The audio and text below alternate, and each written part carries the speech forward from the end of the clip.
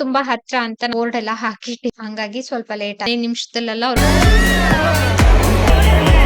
ಅಲಂಕಾರ ನೋಡ್ಬೇಕಿತ್ತು ಒಮ್ಮೆ ಹೋಗಿ.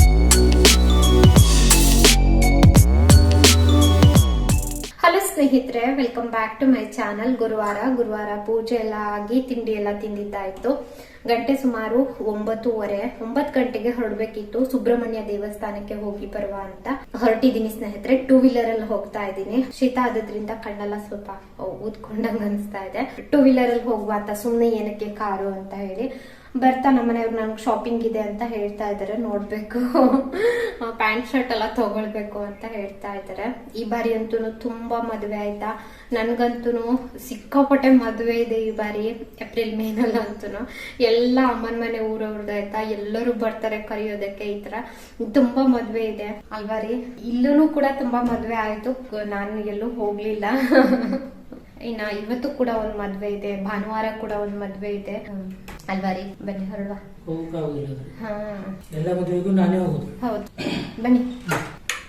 ತುಂಬಾ ದಿನಗಳಾಗಿತ್ತು ಅಂತ ನಾವು ಸುಬ್ರಹ್ಮಣ್ಯಗೆ ಹೊರಟಿದೀವಿ. ಮುಗ್ವಾ ಸುಬ್ರಹ್ಮಣ್ಯ ನಮ್ಮನೆಯಿಂದ ಒಂದು 15 ನಿಮಿಷ ಅಷ್ಟೇನೆ, ಜಾಸ್ತಿ ಏನ್ ದೂರ ಇಲ್ಲ. ಇದ್ ಬಂದು ಗೇರ್ಸೊಪ್ಪ ರೂಟು. ನಮ್ಗೆ ತುಂಬಾ ಹತ್ರ ಅಂತ ನಾವು 2 ವೀಲರ್ ಅಲ್ಲೇ ಹೊರಟ್ವಿ.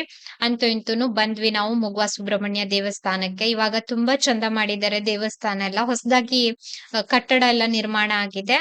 ಅಂದ್ರೆ ಕಟ್ಟಡ ನಿರ್ಮಾಣ ಆಗಿ ಒಂದ್ 2-3 ವರ್ಷ ಆಗಿ ಹೋಯ್ತು. ತುಂಬಾ ಜನ ನೋಡಿರ್ಬಹುದು. ಇಲ್ಲಿ ಮದ್ವೆ ಹಾಲ್ ಕೂಡ ಇದೆ, ಮಯೂರ ಮಂಟಪ ಕೂಡ ಇದೆ. ಯಾರ್ದೋ ಮದ್ವೆ ಇತ್ತು ಅಂತ ಅನ್ಸ್ತದೆ. ಅಲ್ಲಿ ಬೋರ್ಡ್ ಎಲ್ಲ ಹಾಕಿಟ್ಟಿದ್ರು. ನಾವು ಬೆಳಿಗ್ಗೆನೆ ಹೋದ್ರಿಂದ ಯಾರು ಕೂಡ ಅಷ್ಟೊಂದು ಜನ ಇರ್ಲಿಲ್ಲ. ನಾವು ಅಲ್ಲಿ ಕುಂಕುಮಾರ್ಚನೆ, ತುಪ್ಪದ ದೀಪದೆಲ್ಲ ಚೀಟಿ ತಗೊಂಡು ಹಂಗೆ ಕೆಳ್ಗಡೆ ಬಂದ್ವಿ.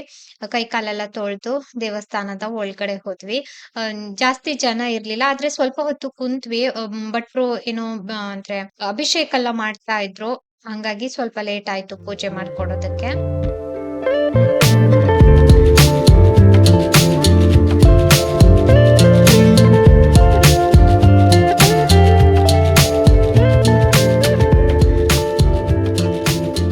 ಅಲ್ಲಿ ದೇವಸ್ಥಾನದ ಒಳಗಡೆ ಮತ್ತೆ ನಾವು ವಿಡಿಯೋ ಮಾಡೋದಕ್ಕೆ ಹೋಗಿಲ್ಲ. ಎಲ್ಲಾ ಕಡೆನೂ ಕೂಡ ಕ್ಯಾಮ್ರಾ ಅಲೋ ಮಾಡೋದಿಲ್ಲ. ಲಾಸ್ಟ್ ಟೈಮ್ ಬಂದಾಗ ಭಟ್ರ ಹತ್ರ ಕೇಳಿ ವಿಡಿಯೋ ಮಾಡ್ಕೊಂಡಿದ್ವಿ. ಈ ಬಾರಿ ವಿಡಿಯೋನೇ ಮಾಡಿಲ್ಲ ಆಯ್ತಾ. ಏನೋ ಸ್ವಲ್ಪ ಟೆನ್ಷನ್ ಅಲ್ಲಿ ಇದ್ವಿ, ಹಂಗಾಗಿ ವಾಪಸ್ ಬಂದ್ಬಿಟ್ವಿ. ಹಂಗೆ ಇಲ್ಲಿಂದ ಮಲ್ಲಿಕಾರ್ಜುನ್ ಹೋದ್ವಿ. ನಮ್ಮನೆಯವ್ರಿಗೆ ಸ್ವಲ್ಪ ಬಟ್ಟೆ ಎಲ್ಲ ಶಾಪಿಂಗ್ ಇತ್ತು, ಹಂಗಾಗಿ ಮಲ್ಲಿಕಾರ್ಜುನ್ ಅಲ್ಲಿ ಏನ್ ಜಾಸ್ತಿ ಸಮಯ ತಗೊಂಡಿಲ್ಲ. ನಮ್ಮನೆಯವರು ಒಂದು ವೈಟ್ ಶರ್ಟ್ ತಗೊಂಡ್ರು.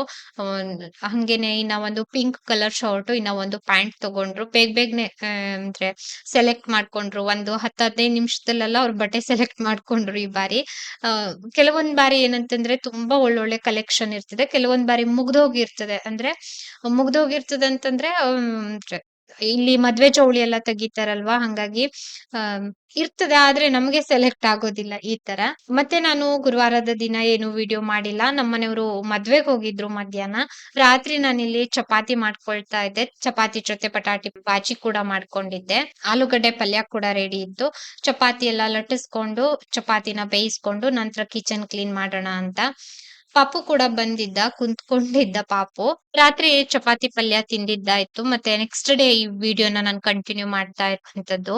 ವಿಜಯತ್ತೆ ಒಂದಿಷ್ಟು ಬ್ಲೌಸ್ ಸೀರೆ ಎಲ್ಲ ಕೊಟ್ಟಿದ್ರು, ಆ ಕೆಲ್ಸಗಳೆಲ್ಲ ನಡೀತಾ ಇತ್ತು.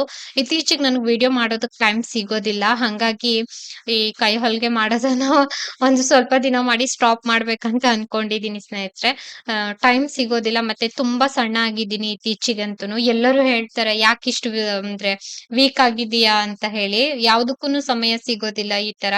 ನನ್ಗೆ ಇನ್ಸ್ಟಾಗ್ರಾಮ್ಗೂ ಕೂಡ ವಿಡಿಯೋ ಮಾಡೋದಕ್ಕಿರ್ತದೆ.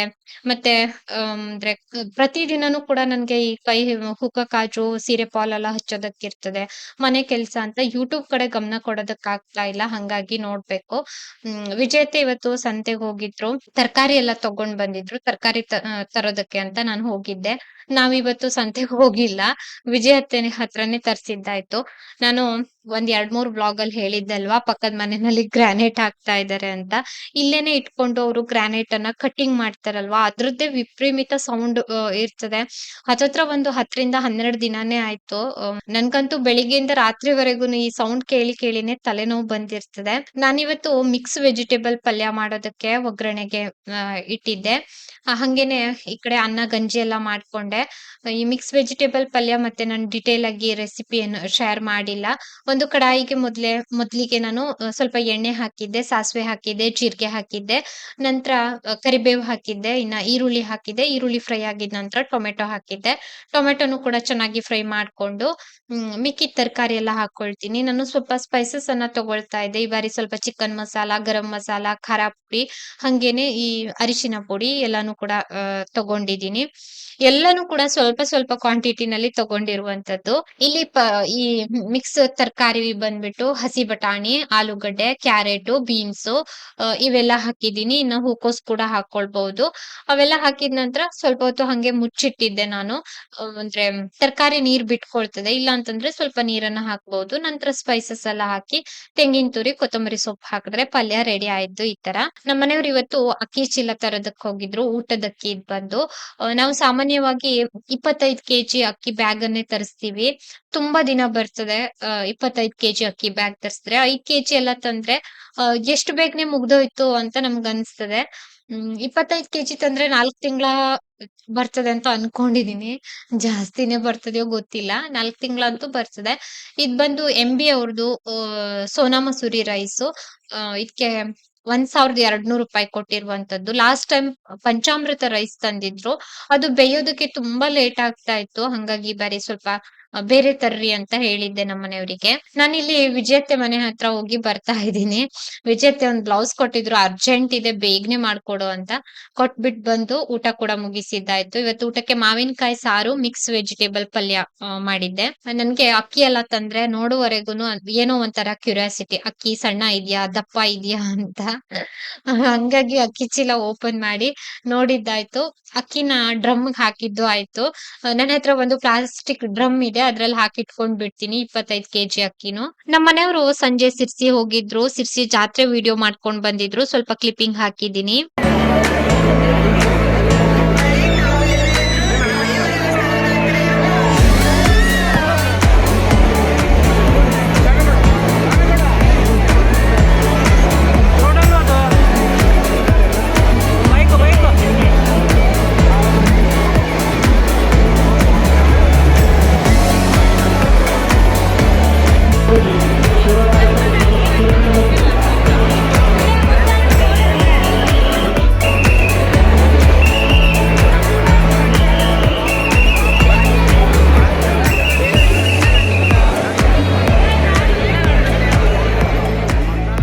ಸಿರ್ಸಿ ಜಾತ್ರೆ 2 ವರ್ಷಕ್ಕೊಮ್ಮೆ ನಡೆಯುವಂತಹ ಜಾತ್ರೆ. ಕರ್ನಾಟಕದ ಅತಿ ದೊಡ್ಡ ಜಾತ್ರೆ. ಸಿಕ್ಕಾಪಟ್ಟೆ ಜನ ಸೇರ್ತಾರೆ. ದೇವಸ್ಥಾನದ ಅಲಂಕಾರ ನೋಡ್ಬಹುದು ಹೆಂಗ್ ಮಾಡಿದ್ದಾರೆ ಅಂತ. ತುಂಬಾ ಜನ ಸೇರ್ತಾರೆ. ನಮ್ಮನೆಯವ್ರು ಹೋದಾಗಂತೂನು ತುಂಬಾ ಕ್ರೌಡ್ ಇತ್ತಂತೆ. ರಾತ್ರಿ ಆಗಿತ್ತು ಇವ್ರು ಹೋಗಿದ್ದು. ಆದ್ರೂನು ಕೂಡ ಇಷ್ಟ್ ಜನ ಇದ್ದಾರೆ ನೋಡಿ. ರಾತ್ರಿ ಎಷ್ಟ್ ಗಂಟೆ ಆಗಿರ್ಬೋದು? 11:30 12. 11:30 12 ಗಂಟೆ ಆಗಿತ್ತು. ಏನಕ್ಕೆ ಅಂತಂದ್ರೆ ಮನೆಯಿಂದ ಹೊರಟಿದ್ದೆ ಇವ್ರು ಲೇಟ್ ಆಗಿತ್ತು. 6 ಗಂಟೆ ಸುಮಾರೇನೋ ಮನೆಯಿಂದ ಹೊರಟಿದ್ರು. ದೇವ್ರಿಗೆ ಹಣ್ಣ್ ಕಾಯಿ ಎಲ್ಲ ಮಾಡಿಸ್ಕೊಂಡು ಹಂಗೆ ಜಾತ್ರೆ ಎಲ್ಲ ಓಡಾಡ್ಕೊಂಡ್ ಬಂದ್ರು. ಗಾಡಿ ಪಾರ್ಕಿಂಗು ಕೂಡ ತುಂಬಾ ಸಮಯ ಆಯ್ತು ಅಂತ ಹೇಳ್ತಾ ಇದ್ರು ಪಾರ್ಕಿಂಗ್ ಮಾಡೋದಕ್ಕೆ. ಅಷ್ಟು ರಾತ್ರಿನಲ್ಲೂ ಜನ ನೋಡಿ ನೀವು ಎಷ್ಟ್ ಜನ ಸೇರಿದ್ದಾರೆ ಅಂತ. ಅಂದ್ರೆ ಎಲ್ಲೆಲ್ಲಿಂದೆಲ್ಲ ಬರ್ತಾರೆ. ಅತಿ ದೊಡ್ಡ ಜಾತ್ರೆ ಅಂದ್ರೇನೆ ಸಿರ್ಸಿ ಜಾತ್ರೆ ಅಲ್ವಾ? ಹಂಗಾಗಿ ಸಿಕ್ಕಾಪಟ್ಟೆ ಜನ ಇರ್ತಾರೆ ಯಾವಾಗ್ಲೂನು ಜಾತ್ರೆಗೆ. ನಾವು ಕೂಡ ಹೋಗ್ಬೇಕಿತ್ತು. ಒಮ್ಮೆ ಹೋಗುವ ಅಂತ ಅನ್ಕೊಂಡ್ವಿ. ನಂತರ ಅಂದ್ರೆ ಈ ಬೆಳಿಗ್ಗೆ ಹೋದ್ರೆ ಸುತ್ತಾಡೋದಕ್ಕಾಗೋದಿಲ್ಲ. ಏನಂತಂದ್ರೆ ತುಂಬಾ ಬಿಸಿಲಿರ್ತದೆ. ರಾತ್ರಿ ಹೋದ್ರೆ ಅಂದ್ರೆ ಮನೆಗ್ ಬರೋದಕ್ ತುಂಬಾ ರಾತ್ರಿ ಆಗ್ಬಿಡ್ತದೆ. 2 ಗಂಟೆ, 3 ಗಂಟೆ ಎಲ್ಲ ಆಗ್ತದೆ ಅಂತ. ನಮ್ಮನೆಯವ್ರು ಬಂದಿದ್ದು 4 ಗಂಟೆ. ಹಂಗಾಗಿ ನಾವ್ ಅಕ್ಕ ತಂಗಿ ಹೋಗಿಲ್ಲ. ಈ ವಿಡಿಯೋನ ಇಲ್ಲಿಗೆ ಎಂಡ್ ಮಾಡ್ತಾ ಇದ್ದೀನಿ. ವಿಡಿಯೋ ನೋಡಿದಕ್ಕಾಗಿ ಧನ್ಯವಾದ.